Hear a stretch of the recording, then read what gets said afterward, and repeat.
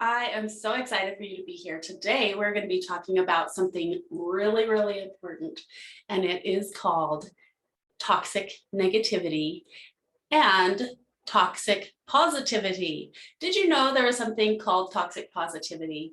Well, it's getting more and more common to hear people talk about avoiding toxic positivity. And they're both not really the best thing because of the same reason. We're going to get right into that. Here we go. Feelings are meant to be felt. Either way, if you're stuck in negativity and you're toxic and you're around toxic people, there's a lack of feeling the feelings. You're only feeling that one feeling. And on the other side, the toxic positivity, not willing to feel all the negative feelings. The feelings are meant to be felt every day, every way. And guess what? Being happy, that's a feeling. It's an emotion. And you can go through it and get on the other side and feel something else when you get to the other side. And it's okay to feel your feelings, okay? There's a lot being said, and this is what inspired this conversation here today. There's a lot being said. Well, this is being said a lot, I should say. It's okay to not be okay. And that is true. It is okay to not be okay. It's okay. The world is rough right now. It is a tough place to live. And there's so much out there going crazy. And it's okay to not feel okay. It's okay to not be okay. And it's okay to be okay. It is okay to look at the world and go, I can't change that. I can't change any of all of that over there. I can choose to be happy anyway. I can make my immediate world, my personal space, my personal relationships, how I feel about myself, how I feel about my connection with God. I can make those things happy. I can stabilize those things. I can feel these emotions, get through it on the other side, and feel something else. And it's okay. It's okay to be okay. So, I am going to, sorry, I forgot to turn the heater off, so it might be affecting the sound quality. It's really cold in my office. Anyway, those are feelings to feel, right? And you feel cold, and then you feel hot, and you do things to fix those feelings and change the way you feel. If you're too cold, you put on a coat. If you're too hot, you take off a layer, maybe get a little fan. And it's okay to do those things. Everything has a pattern in this world.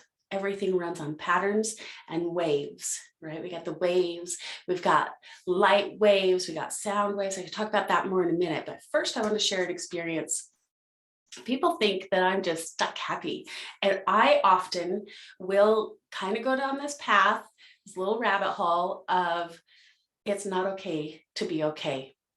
People think that I'm fake, or they think that I don't know things. Like I don't know how crazy the world is, or I don't know that there's all this bad stuff happening and it's scary. I can know stuff. You can know stuff and still be okay, because we don't have a part in that. We don't have anything to do that causes that. We're not part of how to really fix like a virus outbreak, or there's so many things that we can contribute better when we're able to smile and be happy and give people hope and encouragement. And it's okay to be okay. And if people don't understand, that's okay too. It's okay. Just everything is going to be okay. But even I have bad times. And last week I was having a really bad time. And this is one of my favorite things. I know I'm having a really bad time. It's my favorite thing. It doesn't make sense, but it is true, because I was having a down day, and like 3 days in a row, I was like, oh, I got to get out of this. And I told my husband, I'm having this bad time. I feel stuck, blah, blah, blah. And he says, that's okay, Lydia. You know, feelings are meant to be felt. Yes, I needed a reminder. I needed to be told it's okay to feel your feelings. And then he said, feel your feelings. You get through and move to the other side and feel something else. And he's right. And even I need a reminder sometimes. Everybody needs a reminder once in a while. Everybody has down days. Everybody has up days. And sometimes they're a whole bunch strung together in one and sometimes the other. Okay, I want to share a little word from our sponsor, the frame formula. Your parenting source to communicate like it's your superpower. Go check it out at theframeformula.com. It's a book that I wrote. It's super great because communicating is so major in creating this cheerful happiness that we want. And choosing in is much easier when you have someone on your team that can remind you in a kind, loving way, like my husband did. And we need that support. We need people to be on our team and be able to communicate with them. Okay, so back to the waves. We talk about waves, wavelengths. Lights travel in waves. And sometimes the waves are short and, okay, I'm trying to do this on a screen. It's not working. I'm just going to tell you stuff without sharing today. I was going to try and do that for the YouTube people. I'll just talk to you anyway. So lights travel in waves. We have light waves. Everybody knows that, right? We have sound waves. Everybody knows that sound waves go in waves. Money goes in waves. Weight, if you're trying to lose your weight, it's kind of like a wave. You might feel like you've plateaued for a while and then you go down, but there's always a little bit of wave to it if you chart your progress and you can see where you're going up and you're going down. Personally, my weight is in about a 5-pound window, and it goes up and it goes down, and hopefully it's going down as we're going, right? Our money, if we have money in a bank account and we put more money in and we take money out, and we put money in and we take money out. And sometimes we take more money out because it's a birthday or a holiday or something special. And then we put more money in if we work overtime or something. And there's a wave to it if you track the pattern. Now, happiness and emotions travel in waves as well. And sometimes it's a long up and a short down, and a long up and a short down. And sometimes you have longer bottoms in those waves, and it takes a while to get back up. And sometimes they're shorter and you don't go up and down as far and you're more stable. And other times there's something traumatic and scary and so crazy, shocking, and it'll go shoot you right down to the bottom of that wave. And you might stay there for a while, but you do come back up if you let it. If you're not stuck in this moment going, oh, it's okay to not be okay. And this is why I wanted to talk about this, because some people, hopefully not you, but some people are getting stuck in this, it's okay to not be okay. So I'm just going to stay down here because that's okay. And it is okay to not be okay. We don't want to stay there and set up camp. We don't want to build a house in the not okay place. Accept our feelings and move through them, and then come back up to the, it's okay to be okay. It is okay to be happy. It's okay to find happiness.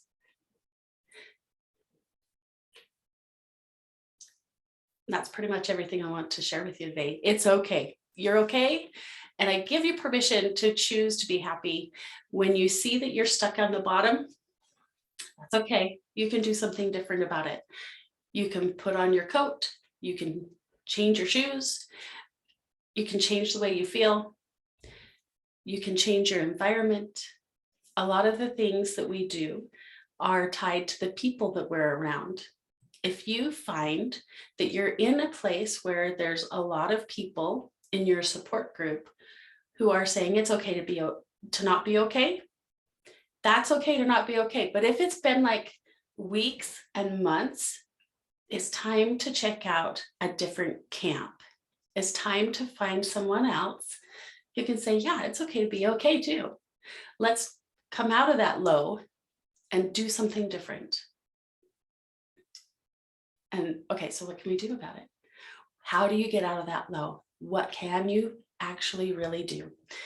So here is, oh, here it is. Here's my favorite quick, easy fix. And it's so silly and it's so funny. But if you don't feel like smiling, this is what a smile looks like. It's not like this. You actually have to show your teeth. And you can put a pen or pencil in your teeth and you just spread your lips. And pretty soon, it's like your face is smiling. And the physical world will change your spiritual, emotional world. They interact and work together. One affects the other and the other affects the other, both ways. The other, right? So if you physically do something, this is one of the easiest ways. You just, and you can go this way too. You go horizontal or any way you do it. You put something in your mouth like a pencil, or this is a pen, and you just spread your teeth open, spread your lips open so you can see your teeth, and then you put this in your mouth and you hold it for 30 seconds. And after 30 seconds, the chemistry in your brain starts to change.